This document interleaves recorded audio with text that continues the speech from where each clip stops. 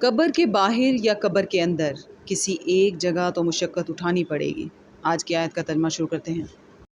پناہ مانگتی ہوں اللہ کی شیطان مردود سے۔ شروع اللہ کا نام لے کر جو بڑا مہربان نہایت رحم والا ہے۔ اس کے آگے اور پیچھے اللہ کے چوکیدار ہیں جو اللہ کے حکم سے اس کی حفاظت کرتے ہیں۔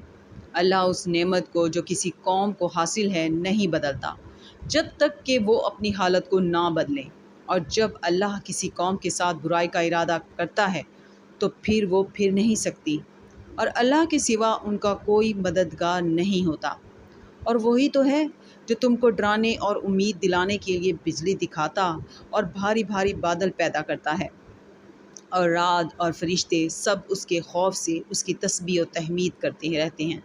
اور وہی بجلیاں بھیجتا ہے، پھر جس پر چاہتا ہے گرا بھی دیتا ہے، اور وہ اللہ کے بارے میں جھگڑتے ہیں، اور وہ بڑی قوت والا ہے۔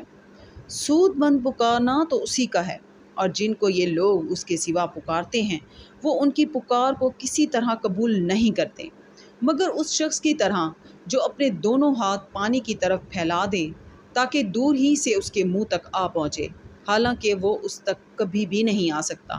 اور اسی طرح کافروں کی پکار بیکار ہے۔ اور جتنی مخلوقات آسمانوں اور زمین میں ہے، خوشی سے یا زبردستی سے اللہ کے آگے سجدہ کرتی ہیں، اور ان کے سائے بھی صبح و شام سجدے کرتے ہیں۔ صدق اللہ العظیم۔